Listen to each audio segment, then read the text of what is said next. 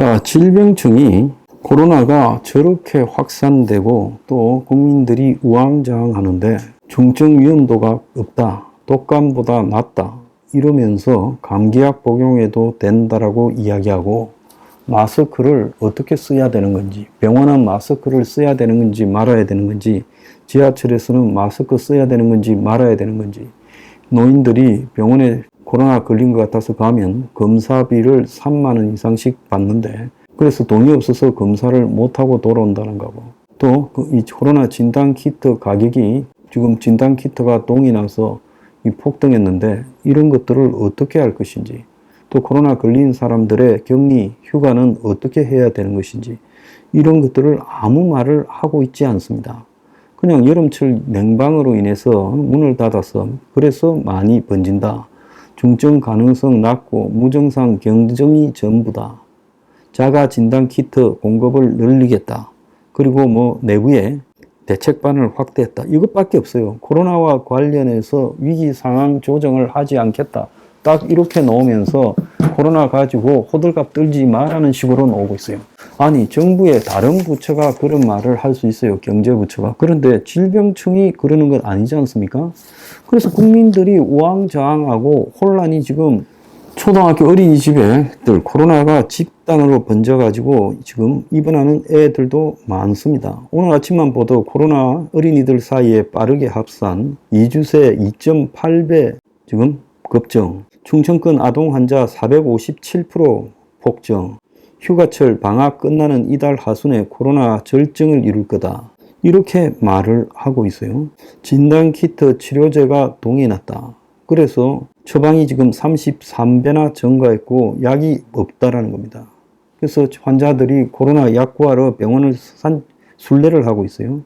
그래서 지금 콧물 재채기 이렇게 피로감을 느끼면 냉방병인 줄 알았는데 코로나다. 또 요양병원에서 70대 코로나 환자가 제때 치료를 받지 못했고 의료진도 부족하고 이래가지고 사망했다. 지자체들도 지금 코로나 대응 때문에 발을 동동 굴린다. 자, 이런데요, 지자체들도 난리가 났어요. 그런데 지금 병가 규정조차도 정비하지 않고 있고 이걸 방치하고 있습니다. 나중에 어떻게 감당을 하려고 해요? 또 바이오 회사들 또 돈 벌어보려고 장난치고 있어요. 정부가 선제적 대응 지침을 갖다가 공표를 해야 된다는 거예요. 초반이니까 감염력은 높고 중증도는 낮지만 이게 시간이 지날수록 바뀔 건데, 방역 당국은 관심을 꺼버린 채 대응을 태세를 바꿀 생각이 없다라는 거예요. 자, 그래서 국민들에게는 지금 이 엄청난 혼란이 번지고 있고, 자, 4급 감염병으로 지정해서 코로나 환자한테 지원하는 것은 아무것도 없습니다. 아무리 치명률이 낮다고 해도 수십만 명, 수백만 명씩 걸리게 되면 거기서 이제 노약자들은 결국 죽는 사람도 다양하게 나올 거고, 지금 정부가 코로나 입원 환자가 폭증했다는 것도 알고 있잖아요. 그래서 한 달 사이에 엄청난 코로나 환자가 늘어났어요. 그런데도 불구하고 병원에 이렇게 코로나 환자들이 늘어나고 있다는 것은 견딜만 한 상황이 아니기 때문에 입원까지 하지 않았겠습니까? 그래서 지금 지자체들 같은 경우에 코로나로 입원한 환자가 10배 이상씩 곳곳에서 늘어나고 있어요. 그런데도 지금 입을 다물고 있습니다. 이건 일종의 방침이나 지침이 있기 때문에 그런 건데요.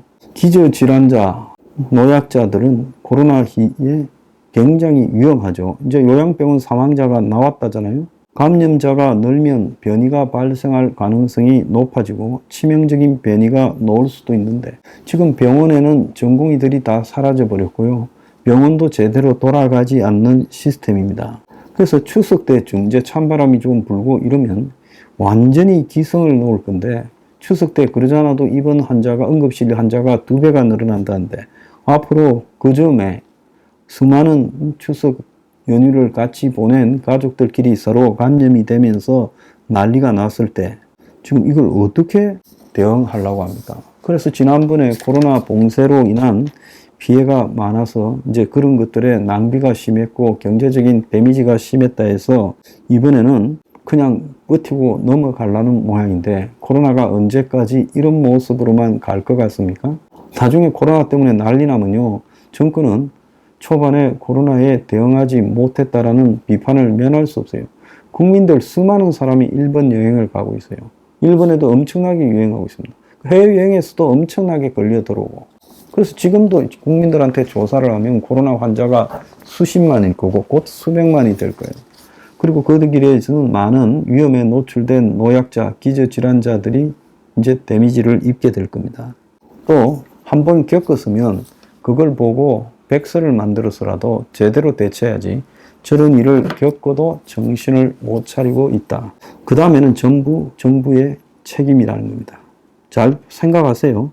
코로나는 뭉개버리면 없는 거고 있다고 하면 귀찮아지기 시작하니까 욕먹기 십상이고 뭉갠다로 방향을 정한 것 같은데 이게 그냥 뭉개질지 한번 잘 생각해 보기 바랍니다.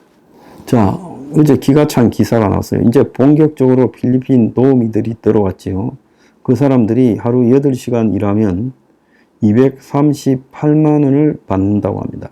그런데 경기도 내 전문 선수들이 받는 월 평균 수입이 169만 원이라는 거예요. 그러니까 뭐 도청에 관련되는 각종 무슨 팀의 선수들 이런 사람들이 169만 원 받는다. 그러니까 필리핀 도우미 70%라는 거예요. 경기도가 체육인 기회소득과 관련해서 도내 70개 종목 단체 31개 시군 체육회, 체육시설을 통해서 경기도 내 체육인이라고 부를 수 있는 1276명의 설문조사를 했어요. 전문 선수, 직업인 선수, 지도자, 심판, 체육행정인, 체육학자, 클럽 운영자 등이 포함됐는데 전문 선수 165명의 월 평균 수입이 169만 원, 대학생 선수는 115만 원, 소속팀이 없는 선수는 192만 원이었어요. 그래서 체육인 기회소득이라는 게 경기도 내 주민등록증을 둔 19세 이상의 체육인에게 연간 150만 원을 2번 주는 거예요. 그러니까 한국에서 죽어라고 전문 체육 선수로 뛰어봤자 필리핀 가사 도우미 70% 수준이라는 거예요. 그런데 강남에서 영화하는 238만 원짜리 필리핀 이모들의 강남 워킹맘이 몰렸다는 거예요. 그래서 서울시가 외국인 가사 관리사 이용 과정을 선정을 했는데 오세훈이는 뭐 때문에 시가 나서서 이런 짓거리까지 하는지 모르겠어요. 총 157곳이 선정됐는데 맞벌이 하는 사람이 제일 많았다는 거예요. 97개. 그런데 서초, 강남, 송파, 강동이 37.6%, 59군데였다. 그러니까 강남에 사는 사람들이 필리핀 이모를 선호했다는 거예요. 자, 이거 이제 영어 교육을 기대한다고 필리핀 이모라는 사람들에게 지금 선호했다는데, 자, 필리핀에 있는 이 제1 언어가 타갈로그죠. 그거하고 영어가 짬뽕이 된 그 가짜 영어를 자기 자식들한테 교육시킨다면 나중에 애들 영어 실력 베리겠죠. 그래서 필리핀 이모가 보급되고 난 뒤 6개월 뒤에 만족도 조사를 하면 만족도가 최악일 거라고 내 장담을 합니다. 그래서 강남 살면서 돈도 많은 사람들이 몇 푼 아끼겠다고, 자식 영어 교육시키겠다고 필리핀 이모를 선호해요. 자, 갖다 놓고 한번 겪어보라고 내 말하고 싶습니다. 신청자 43%가 강남이다. 그렇게 지금 이야기하고 있습니다.